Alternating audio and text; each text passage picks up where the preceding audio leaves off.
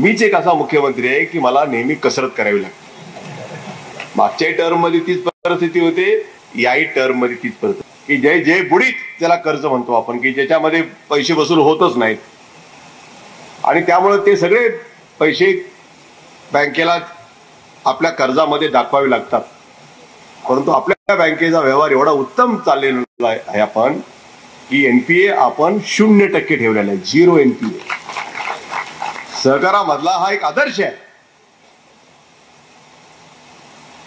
आणि म्हणून जी शिस्त आपण सुरुवातीपासून लावतो एखाद्या बँकेला, कारण आपल्या आजूबाजूच्या बँकांच्या बद्दल चर्चा न केलेली बरी. साखर कारखान्याला उभारणीसाठी मदत करणारा केवळ एक मांजरा नाही, मांजराच्या नंतर विकास निर्माण झाला, रेणा निर्माण झाला, मारुती महाराज निर्माण झाले, बंद पडलेले कारखाने आपण मग प्रियदर्शनी असेल किंवा बालाघाट असेल तो सुरू करण्यासाठी नळेगाव, सतत आपण त्याला मदतच करत आलोय आपण प्रत्येक वेळा.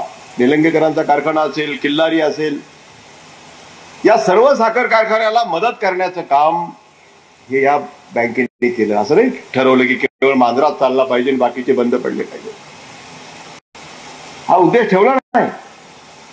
उलट माझ्या काळामध्ये 3 नवे कारखाने या जिल्ह्यामध्ये आले.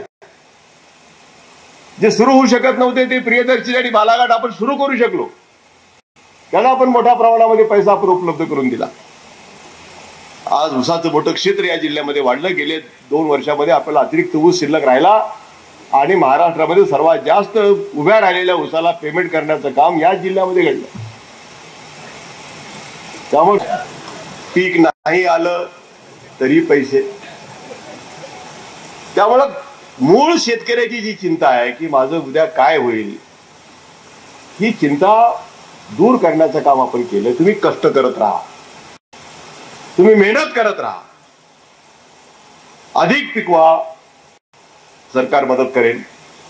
दुर्दैवाने नैसर्गिक आपत्तीमुळे नुकसान झालं, सरकार मदत करेल. हा जो आधार आहे सरकारचा, तो आधार देण्याचं काम केवळ लातूरच्या शेतकऱ्याला नाही तर महाराष्ट्रातल्या शेतकऱ्याला हा आधार देण्याचं काम आपण करू शकलो. म्हणून गेल्या 4 वर्षामध्ये 1500 कोटी रुपये आपण महाराष्ट्रातल्या तिजोरीतनं या राज्यातल्या शेतकऱ्याला अधिक पीक झालं म्हणून वाटले, नुकसान झालं म्हणून वाटले, वाहून गेलं म्हणून वाटले, उगवलं नाही म्हणून वाटले, सगळ्या पिकांना कंपनी झालेली आहे. अशी अवस्था झाली. परंतु अडचणीत सापडला शेतकरी, त्याला मदत केली पाहिजे, ही भूमिका मी स्वीकार.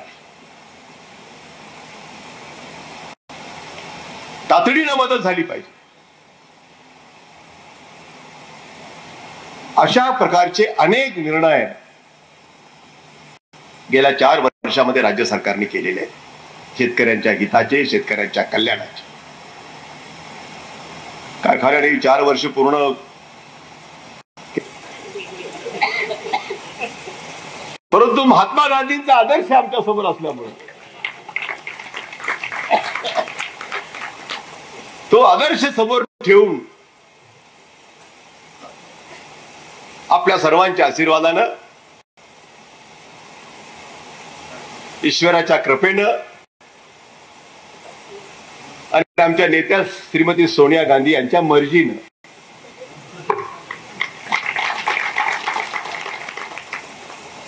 ही 4 वर्ष कठीण,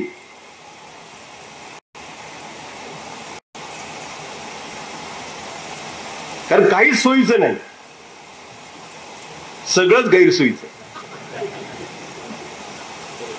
मागच्या काळामध्ये वसंतराव नाईकांनी 11 वर्ष मुख्यमंत्री राहिले, परंतु सोय होती सगळी, प्रचंड बहुमत होतं. यशवंतरावजी चव्हाणांच्या सारखे एक मातब्बर नेते त्यांच्या पाठीमागे खंबीरपणाने उभे होते. मागच्या काळामध्ये जे मुख्यमंत्री झाले त्यांना पूर्ण बहुमत होतं काँग्रेस पार्टीचं. मीच एक असा मुख्यमंत्री आहे की मला नेहमी कसरत करावी लागते. मागच्या टर्म मध्ये तीच परिस्थिती होते, याही टर्म मध्ये तीच परिस्थिती, फक्त मागच्या पेक्षा यावेळा सुधारणा झाली. मागच्या वेळा 4-5 पक्ष होते, 2 जरी उठून बाहेर गेले तरी सरकार कोसळायची भीती होती. इतक्या अडचणीत तारेवरची कसरत ज्याला म्हणतो ते करावं लागलं. यावेळा काँग्रेस राष्ट्रवादीचं पूर्ण बहुमत असल्यामुळं फारशी चिंता मनामध्ये कधी नव्हती. परंतु अनेक संकट, अतिवृष्टीची संकट आली, बॉम्बस्फोट मुंबईमध्ये आणि इतर भागामध्ये झाले, दुर्दैवाने काही ठिकाणी जातीय दंगली झाल्या, समाजामध्ये वितुष्ट निर्माण करण्याचे प्रयत्न झाले,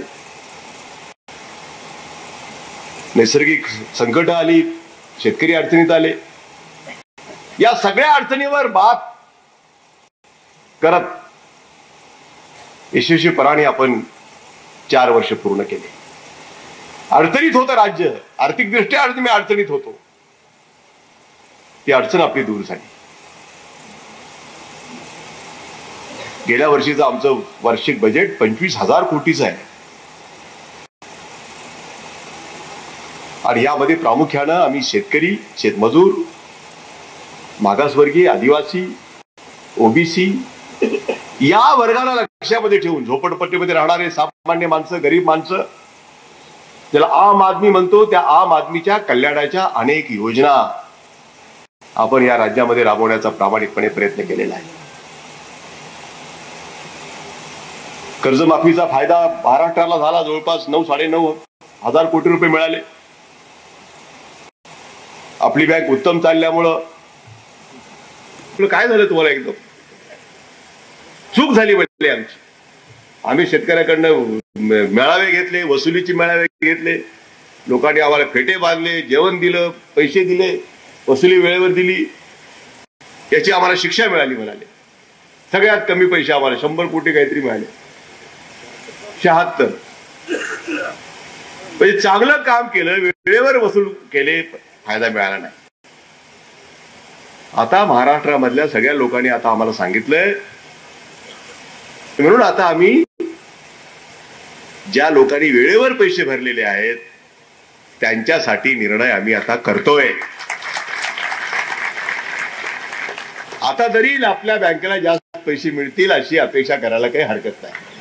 पैसे भरलेले आहेत तेव्हा याही शेतकऱ्याला आपल्याला मदत करायची आहे आणि ती मदत करण्याच्या संदर्भामधलं आमचा निर्णय आता जवळपास होत आलेला आहे आणि पुढच्या महिन्यामध्ये या निर्णयाची अधिकृत घोषणा ही राज्य सरकार करेल. म्हणजे पॉझिटिव्ह आहे. विचार करेल नाही, विचार करेल संपला. आता घोषणा करेल इतकं जवळ आलंय आता आपल्या. आणि त्यामुळं अशा 26 लाख राज्यातल्या खातेदारांना या आमच्या नव्या कर्जमाफीची जी योजना आहे त्याचा त्या सर्वांना फायदा मिळेल आणि कुठलाही मोठा शेतकरी, लहान शेतकरी कुणीही सुटणार नाही. सगळे तुम्ही तर सगळे नंबर 1 वर योजना करताना लातूर लक्षात ठेवूनच केलेलं आहे सगळं बाबा. आता काय हे बाहेर बोलता येत नाही, पत्रकार छापतात म्हणून मी बोलत नाही.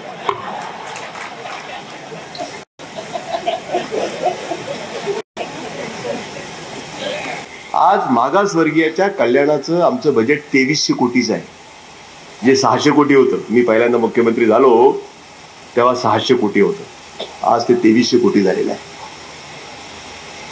आदिवासींच्या लोकांच्यासाठी आपण 1900 कोटी रुपये ठेवलेत बजेटमध्ये, त्यावेळेला ते 400 कोटी होतं. आणि आता मागासवर्गीयांच्यासाठी गावागावामध्ये राहणारे जे आमचे शेड्यूल कास्टचे जे लोक आहेत, दलित वर्गातले लोक आहेत, त्यांचा घरं बांधण्याचा एक मोठा कार्यक्रम आम्ही हातामध्ये घेतलाय. या राज्यामध्ये 50,000 घरं बांधणार आहोत आम्ही गावात आणि मागासवर्गीयाचं घर हे 1 लाख रुपयाचं घर असेल. 1 लाख.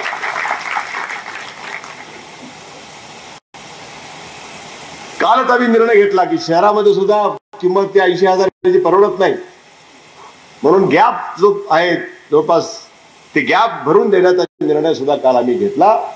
आणि आता 1.25 लाख रुपये ही जी शहरामध्ये जे अर्धवट घरं जी आपली राहिलेली आहेत, अशी महाराष्ट्रातली जवळपास 5-1 हजार घरं आहेत की जे अर्धवट राहिलीत, ते परवडत नाही म्हणून कॉन्ट्रॅक्टर निघून गेले. अशा सगळ्या घरांच्यासाठी ही वाढीव रक्कम आम्ही देणार आहोत आणि माढा या कामाच्यासाठी 500 कोटी रुपये खर्च करणार. आणि बाळाला ते पैसे खर्च करण्याची मान्यता कालच्याच मंत्रिमंडळाच्या बैठकीमध्ये आम्ही त्याला ती मान्यता दिलेली आहे. आणि त्यामुळे हे सगळे जे काही राहिलेली जी घरं आहेत, इव्हन ग्रामीण भागामध्ये जी दारिद्र्य रेषेखाली राहणारे जे लोक आहेत आणि विशेषतः इंदिरा आवासमध्ये जे लोक आहेत त्यांच्या पण घराची किंमत आता आम्ही वाढवलेली आहे. त्यांनाही आम्ही पैसे वाढवून द्यायचा निर्णय केलेला आहे. आणि त्याचप्रमाणे जे शेतकरी आहेत ज्याला 1 लाख रुपयाचं घर बांधण्याच्या संदर्भामध्ये जे आम्ही निर्णय केलेला आहे त्याच्यासाठी सुद्धा मोठ्या प्रमाणामध्ये पैसे उपलब्ध करून देण्याचा निर्णय हा आपण केलेला आहे. आणि म्हणून घरं बांधणीचा, कारण हे वर्ष हे सर्वांच्यासाठी घर असं वर्ष आम्ही 2009 जाहीर केलेलं आहे. 10 लाख घरं या महाराष्ट्रामध्ये आम्हाला उभी करायची, जी सर्वसामान्य लोकांच्यासाठी, आम आदमीच्यासाठी, गरीब माणसाच्यासाठी हा घर बांधणीचा एक अतिशय मोठा कार्यक्रम महाराष्ट्र सरकारने हातामध्ये घेतलेला आहे. आणि म्हणून अशा अनेक प्रकारचे निर्णय इरिगेशनच्या बाबतीत तुम्ही बघा, आता जिथे जिथं बनवून आज बॅरेजेस पूर्ण झालेले आहेत, एक नवं चित्र त्या ठिकाणी बघायला मिळतं. 10-10, 12-12, 13-13 किलोमीटर पाणी नदीमध्ये थांबलेलं, हे कधी वाटलं होतं आपल्याला असं घडेल म्हणून? कधी काही मागणी केली होती? लाक्षणिक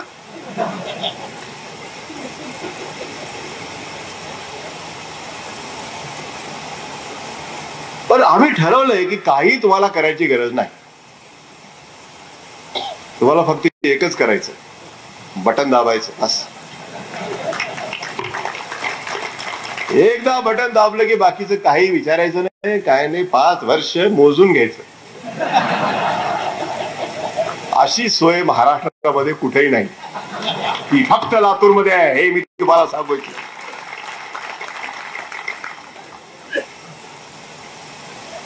हे वर्ष सगळं चांगलं आहे आपल्यासाठी, ते माझ्यासाठी तर आहेच, पण लातूरकरांसाठी किती वर्षाचं रेल्वेचं स्वप्न साकार झालं. आणि 1.25 लाख रुपये रोज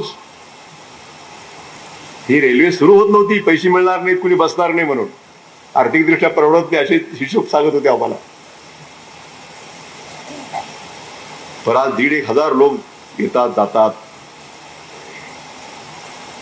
माल वाहतुकीला आता मोठी सोय झाली. इतक्या लांबनं जात होतं, द्राविडी प्राणायाम होता आपल्या मागे 700 किलोमीटर.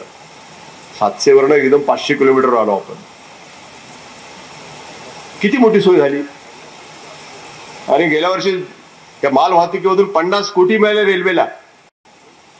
म्हणजे येत्या 5 वर्षामध्ये रेल्वेने केलेला सगळा खर्च निघून जाईल, इतकं उत्पन्न देणारं हे लातूर हे शहर आणि हा परिसर आहे. चाललंय, काही काळजी नाही. आता मी काल रेल्वे त्या विमानाच्या लोकांना बोलवलं होतं परवा, आणि त्यांना बोलवून सांगितलं की तुम्ही आता आमच्याकडे असं उगेच गेलं, ऐन वेळ गेले की 10,000 द्या, 8,000 द्या, असं काही आम्हाला करू नका. आम्हाला फिक्स द्या, म्हणजे आम्हाला सांगता येईल बाहेर. आम्ही भाषणात सांगितलं 3,800 रुपये तिकीट आहे, आणि तिथं काढायला गेलं की 5,000, 6,000, 8,000, काही वाटेल तर मागायला लागेल. पण माघारी असले पैसे तर बरं आहे, माघारी यायची वेळ आहे. कधीतरी बिचारा आपला विमानात जावं म्हणून तिथं आलेला बरोबर पैसे घेऊन कधीतरी काही कपडे काढून जावे, काय बोलले. हे असं चालणार नाही. आमचे नवे जिल्हे आहेत, पहिल्यांदा विमान आले, लोकांना बसावं वाटतंय. मुंबई पुण्याला ठीक आहे, तुम्ही काय किती मागा लोक देतील करतील त्याचा आमचा हिशोब नाही. परंतु जे खेड्यापाड्यात आता लातूर आहे, नांदेड आहे, असे जे ग्रामीण भागाला जी सेवा तुम्ही पहिल्यांदा देताय, त्या 2 बैठका मुख्य सचिवांनी घेतलेल्या आहेत, प्रस्ताव तयार केलेला आहे. आणि मला असं वाटतं की 2-4 दिवसामध्ये म्हणजे आपल्याला कळेल की लातूर ते मुंबई आणि मुंबई ते लातूर एवढं तिकीट आहे. म्हणजे मग घरून तयारीने जायला बरं.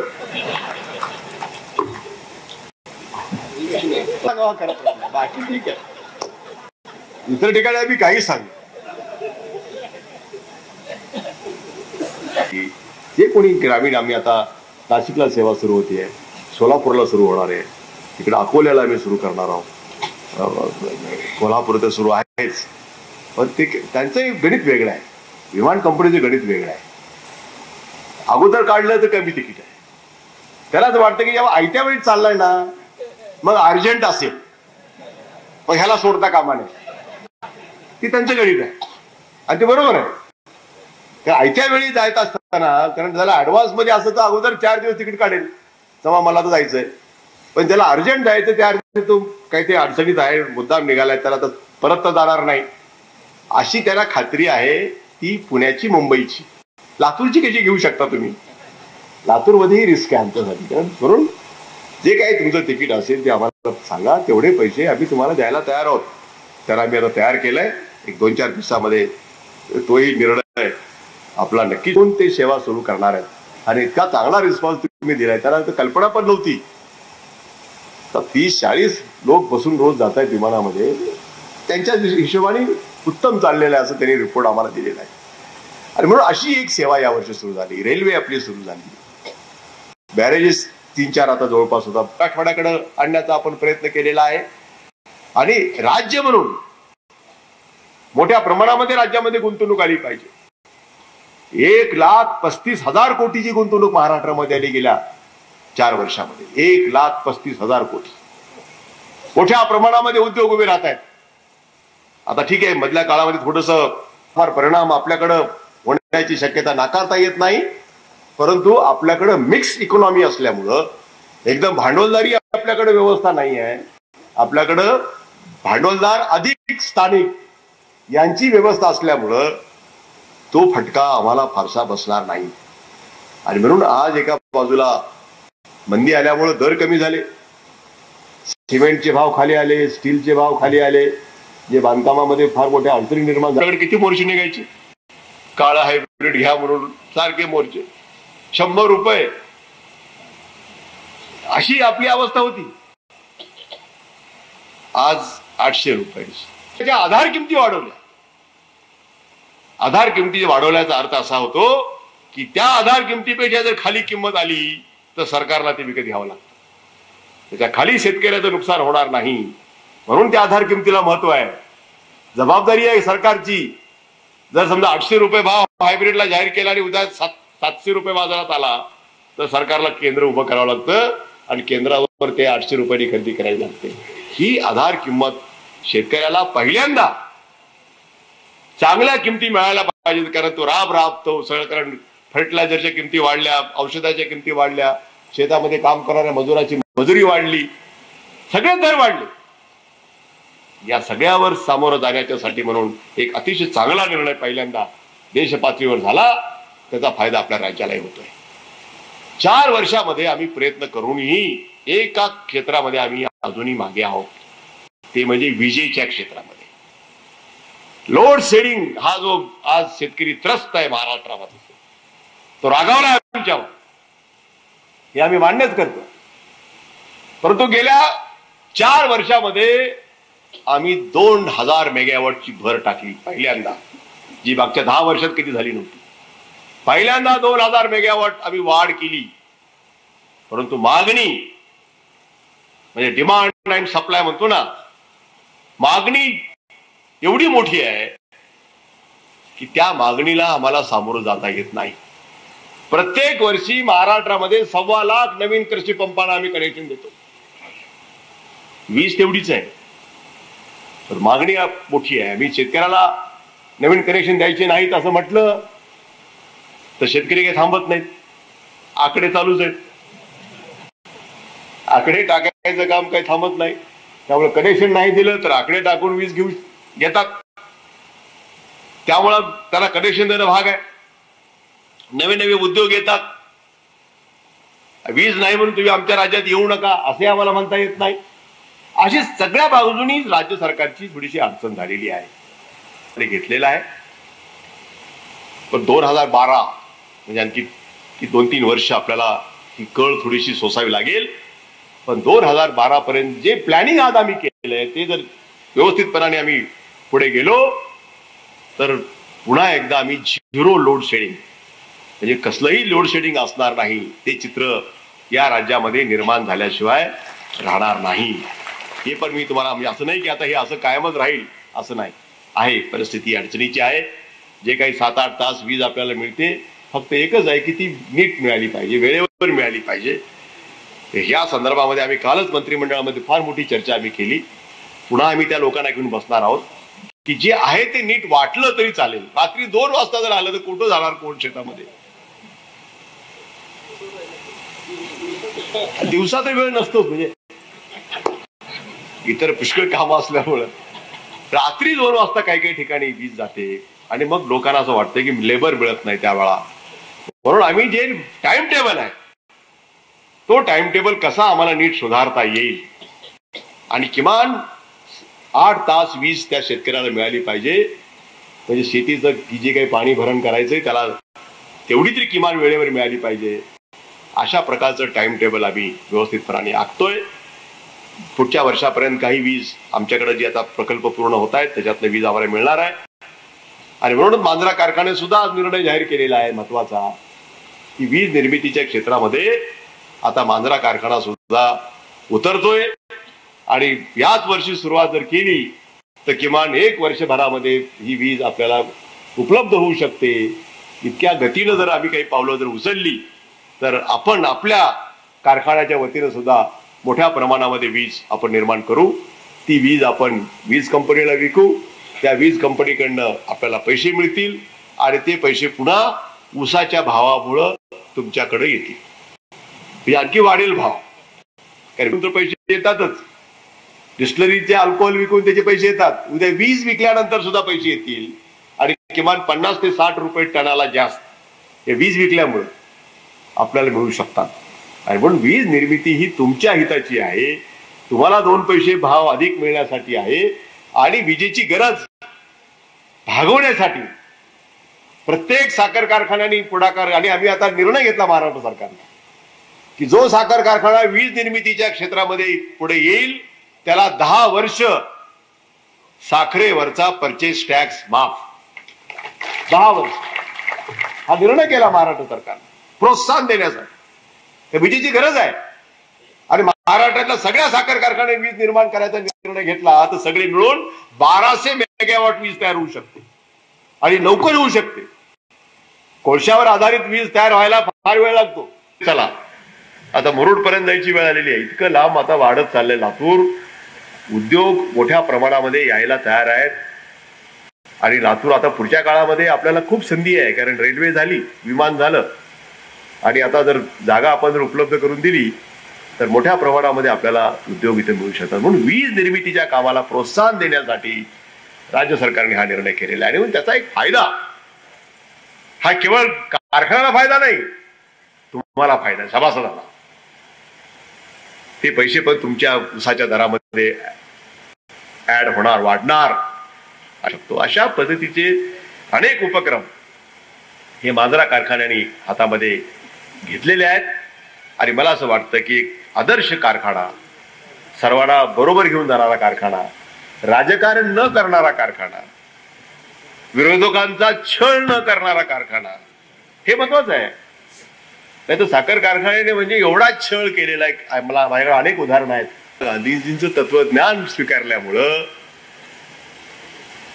आणि वारकरी संप्रदायाचा सहवास असल्यामुळं आमच्या मनामध्ये कटुता, सूड,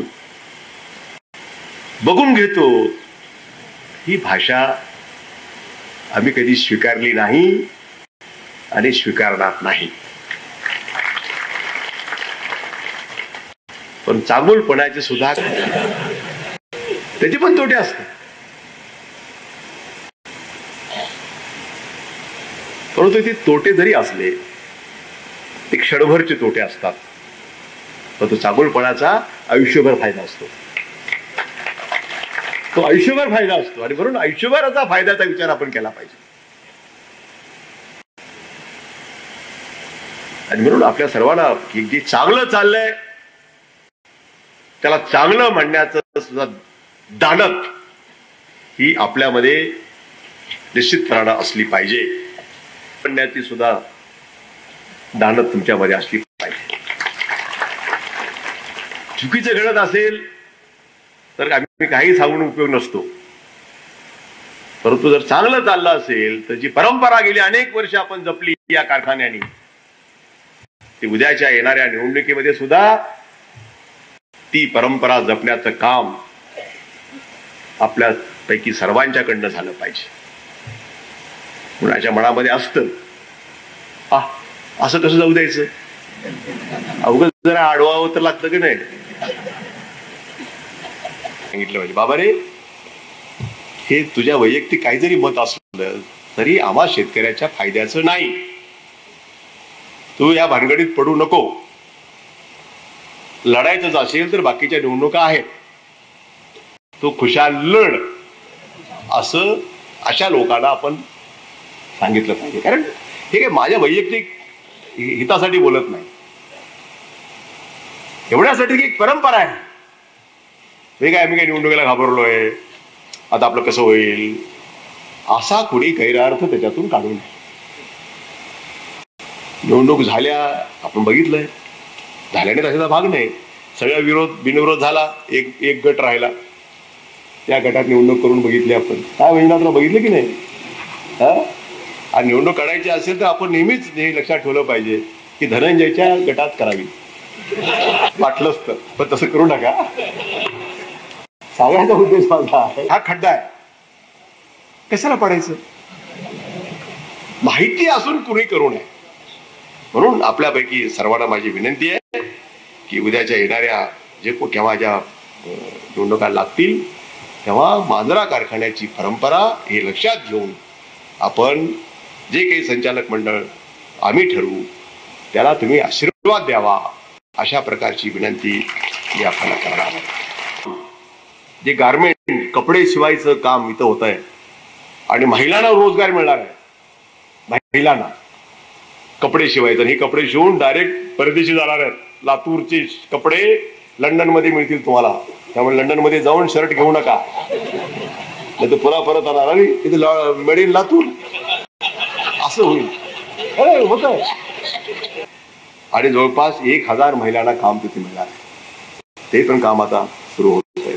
म्हणजे रोजगारी मिळेल, मशीन्स त्याला मिळतील, त्या मशीनवर त्या काम डिझाईन त्याला दिलं जाईल. त्यासाठी फक्त शिवून कपड्यामध्ये, आणि त्याच्यामध्ये सुद्धा मोठ्या प्रमाणामध्ये मका, हे जे आपल्याला पर्यायी पीक आपल्या भागामध्ये आता मोठ्या प्रमाणात येत आहे, तर मक्यावरून आधारित ग्लुकोज तयार करायचं आपल्याला. साखर, ग्लुकोज असते ना साखर, ते तयार करण्याचं काम, ते पण प्रकल्प आपण हातामध्ये घेतलेला आहे. तर याच्यामध्ये सुद्धा मोठ्या प्रमाणामध्ये रोजगार हा इथे निर्माण होणार आहे. म्हणजे हे आता जे हातात घेतलेली कामं आहेत, आणखी अनेक अशा प्रकारचे उद्योग या शहरामध्ये आपण आणणार आहोत.